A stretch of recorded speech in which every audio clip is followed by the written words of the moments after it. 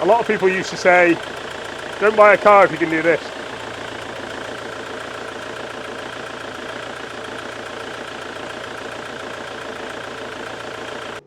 You camera shy, Bruty. Good dog. Hi guys, welcome to Mahker, and today I'm going to talk you through what's happening in the workshop. And for starters, this is Project Cagney. For those of you that haven't met this car, this is going to be a 3 litre M57.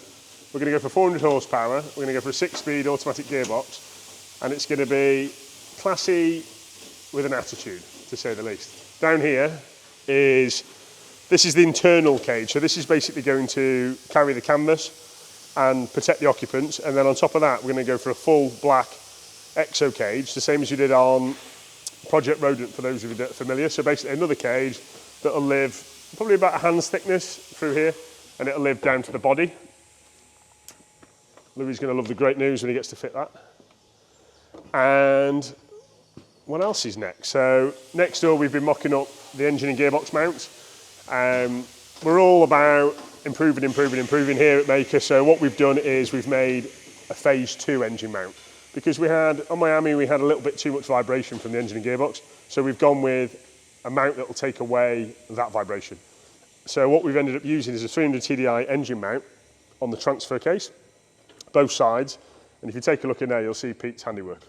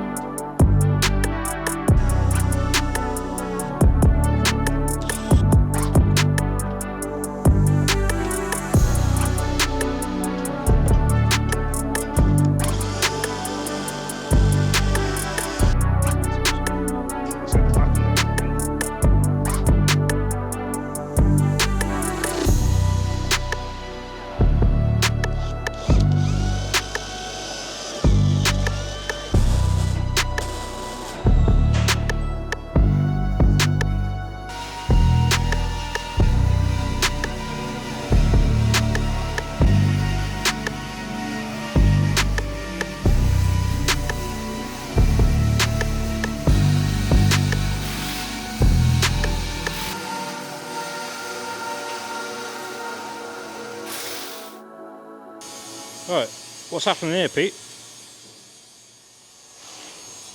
Custom making some gearbox mounts. It's a normal BMW M57 engine, but we're running an auto gearbox in this one. We've done it before, but we don't keep the mounts. So I've made the mounts, and I've also made extra ones so that we can have them 3D scanned and have them on the shelf. And also finished them, so I'm just building the exhaust now. So what exhaust is this? Anything special about it? Normal sort of exhaust, but it's got one of the bigger turbos on this. Quite a big turbo, and I think they'll make around 400 horsepower. Are we just doing single tip? I don't know. I'm just doing it as far as here, and then I'll be finishing it off when it goes in the actual new chassis. So from here downwards, it will be pretty much the same regardless of Yep, yep. what So build. it's always the same to this part here, whether it's a 90 or a 110. So I can always build it to here on any chassis. We just use this chassis as like a jig, basically.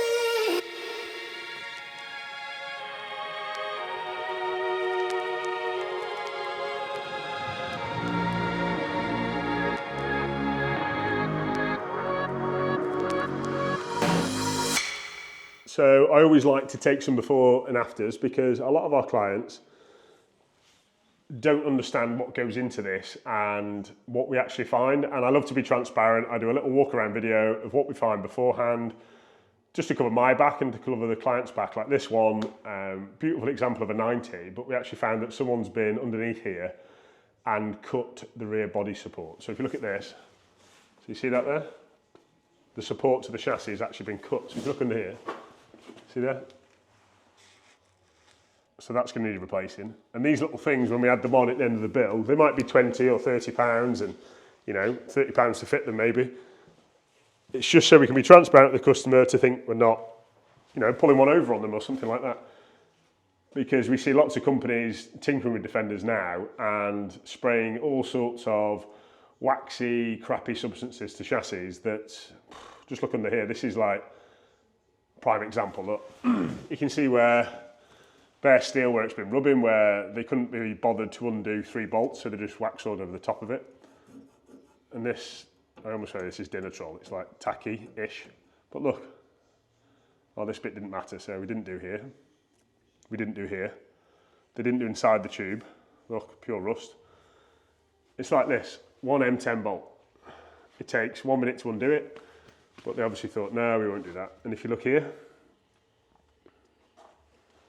rear seat support bracket that goes down to the chassis, heavily corroded, and they've just waxed over the top of it. So my advice, guys, is if you want it doing properly, do it properly.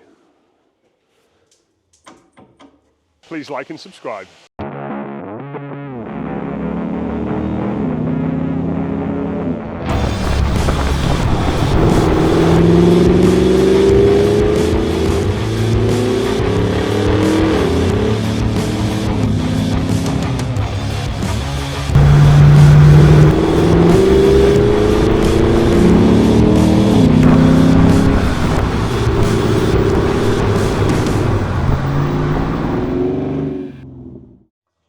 So guys, underneath here, this is Project Move Over. So this week we've been finalising the fuel system. So fuel lines, fuel fittings, brushless fuel pump, and I'll just give you a little insight of what is actually in the fuel pump.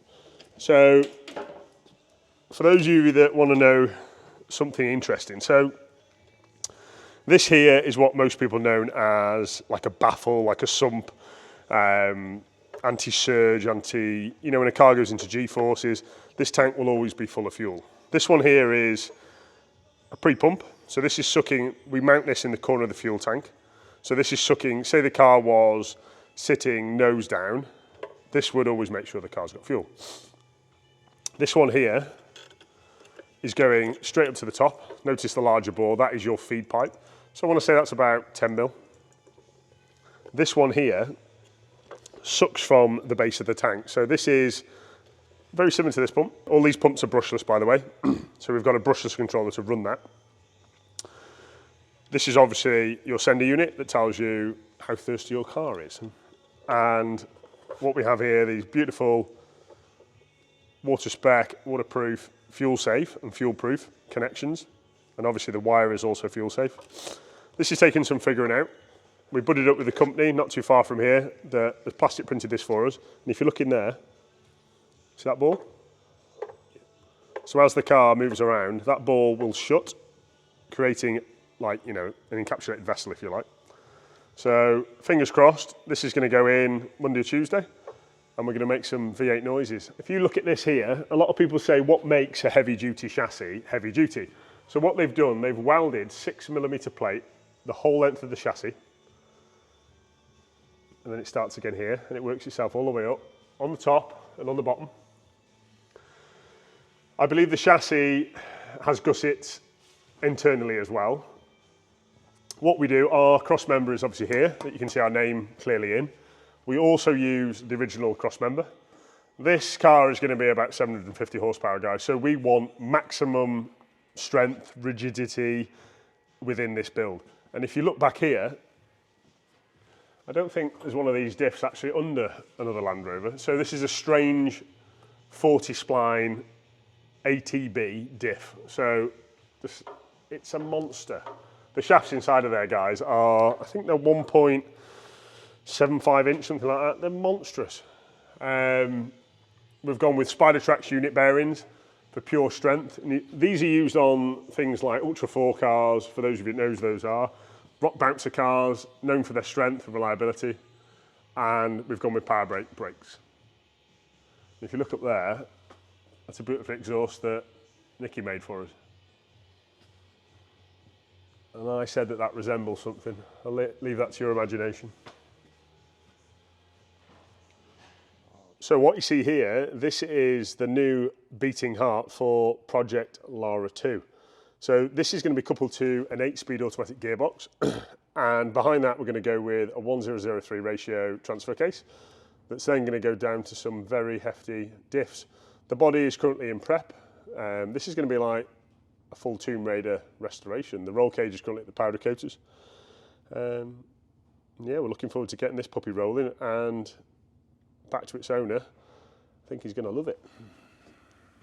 So what's in the box, Dave? So what you get in here, this is like a turnkey kit that I buy from the USA. So you get your 6.2 LT1, you get an automatic box that's buried down there, you get a billet adapter plate, you get a pipe that basically allows you to make your own air pipe that we modify to make it better for us. You get an air filter, you basically get a turnkey package, you get a full engine harness, and we obviously then convert it to be happy in a Defender.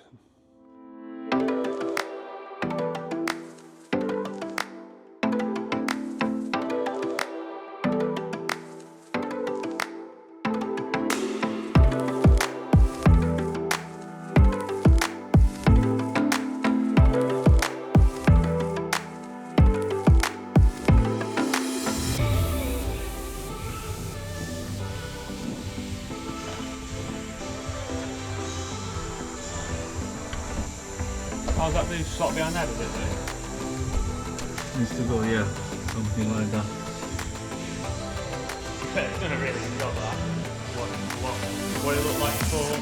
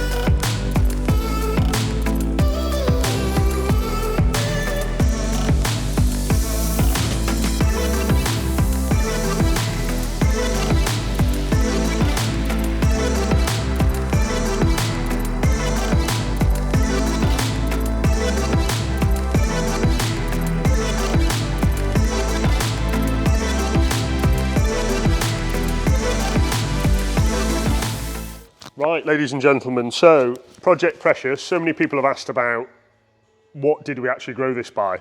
And if you come here, Ben, if you look here, we grew this tub by 240 millimeters. So what you see there is basically this part, and we added it on.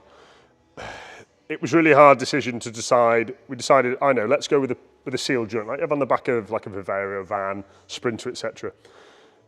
Defenders flex, Defenders move, etc. We were going to skin this in one piece, but then we realised we had to recreate a whole tub from scratch. So what we did, we sourced another truck cab tub, reworked the inside mechanism. If you look over there, you can see what we've done. We've reworked the gussets and the supports to make it work. And then we used paintable Silkaflex. We've bonded these two parts together.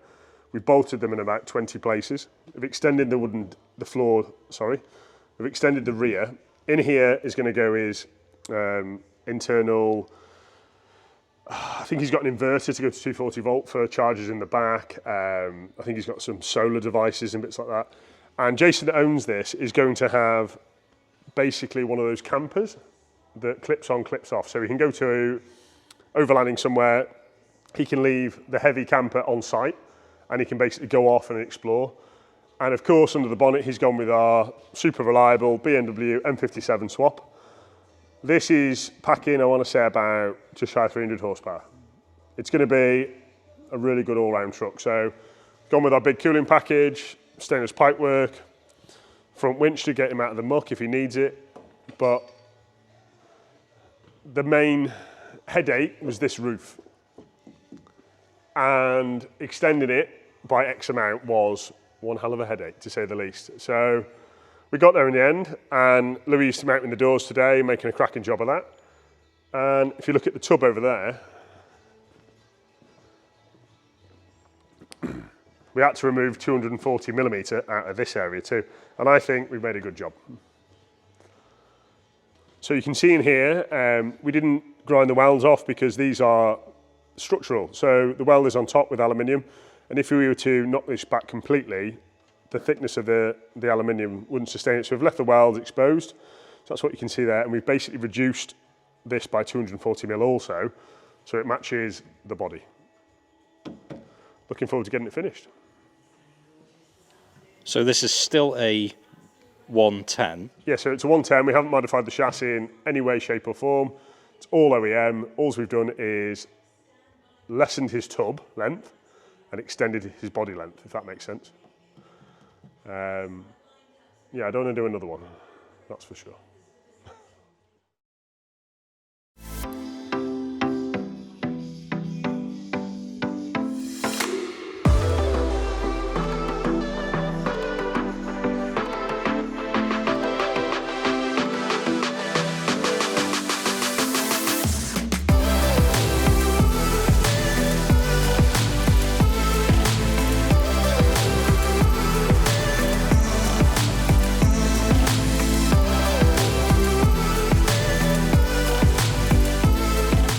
He's feeling sorry for himself. Good boy, mate. So, some of you might be wondering why Brutus has got a dodgy haircut, and the poor lad's got a big cut up his tummy. Brutus had, let's say, a road traffic accident with an oncoming car at 40 miles an hour. So, Brutus decided to escape the back garden and run in front of a moving vehicle, and he didn't break anything. Much to my... When I saw it happen, it broke my heart, but to see him pull through, he's been a great dog. So he's cost me a fortune in the vets, as per usual, and you can see he's very needy. Aren't you, mate? Come on then, come on. He's a good dog, eh? He's a good boy. Up. I know. You're sure, aren't you, mate? Please like and subscribe. So the full roll cage has been fitted to this beautiful Defender 110 county station wagon. If you look in here, this roll cage goes internal and external. I can't emphasize enough, guys, if you are going to go on expeditions, trips, or even if it's just a family car, guys, these Defenders require these roll cages.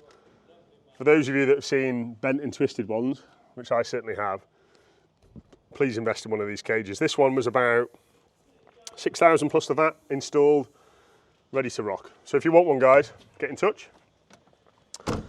Next up for this car, we've got some Coney shocks going on it, a lift kit, I believe, maybe a remap, maybe some ARB diffs. It may never leave me, I don't think, because the chap who owns it keeps asking me, how much is this, Dave? How much is this? How much is this? But we'll get there. And as for this one, Liam has definitely got the bug. So it came back to me for a clutch kit. It came back to me for a heavy duty input shaft on the back. So transfer case input shaft, which is the one-piece loft shaft, I think that we saw in the last episode. We've got a full 3-inch stainless steel exhaust system for him, turbo back. It's got one hell of a growl now to match its chunky attitude. We've gone with some chunky anti-roll bars because Liam's added this Latitude heavy duty roof rack. So now look, they're not at it in there, they're just, it's just a bit wobbly. So there you have it.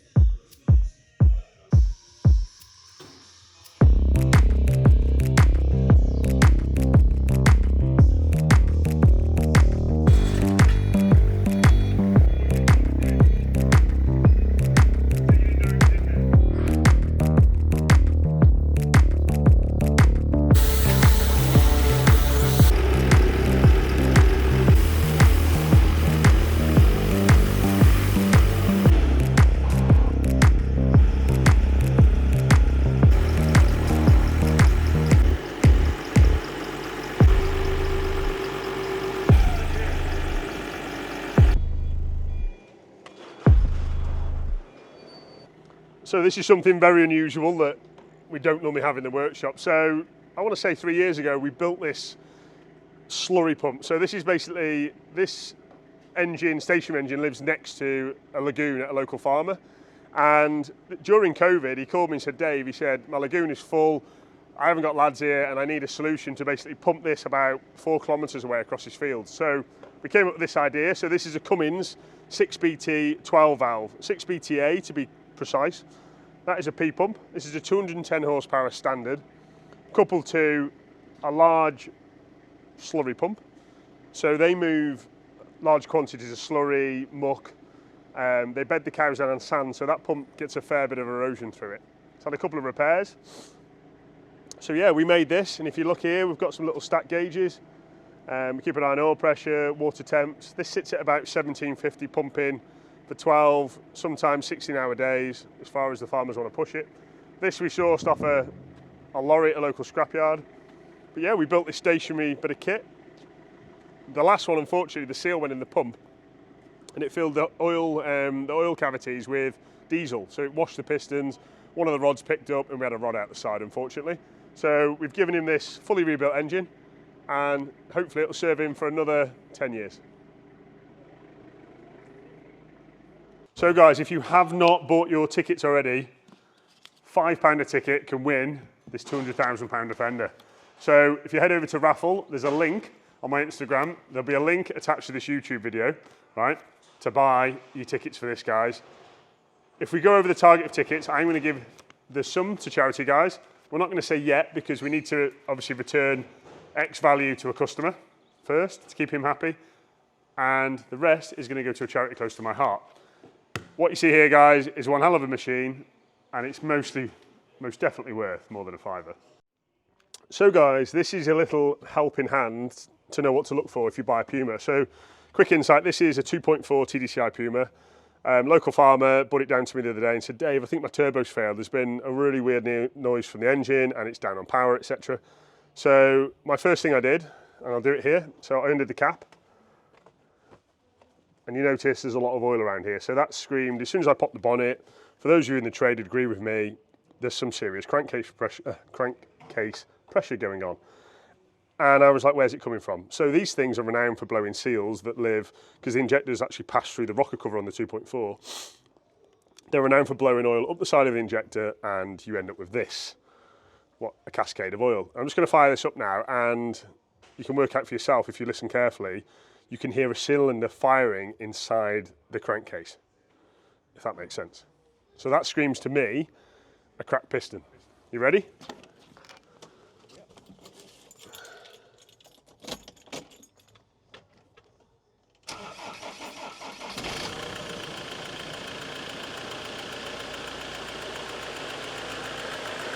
A lot of people used to say, Don't buy a car if you can do this.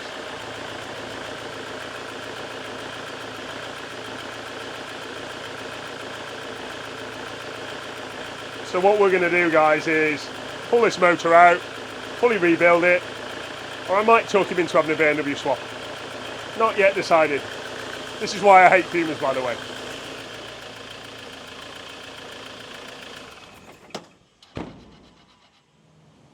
So there's something interesting about this engine. This engine's actually heading over the pond, as we call it, to America.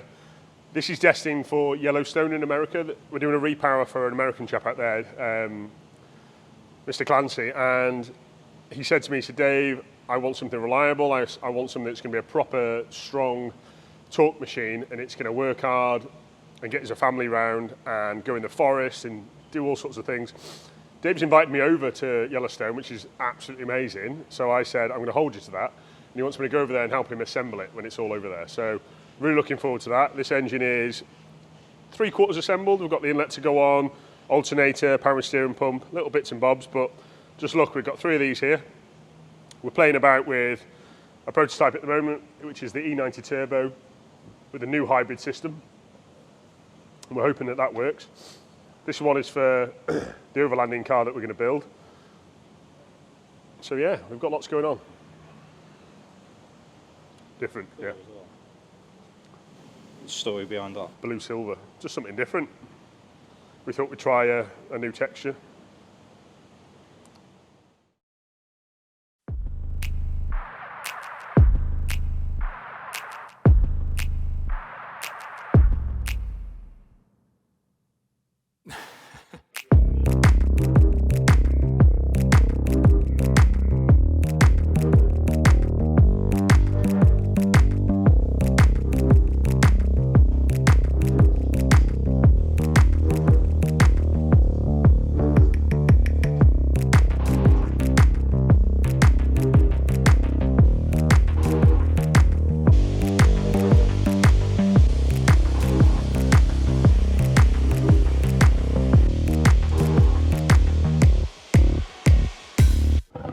Right, so that's the screen fitted in Project Cagney.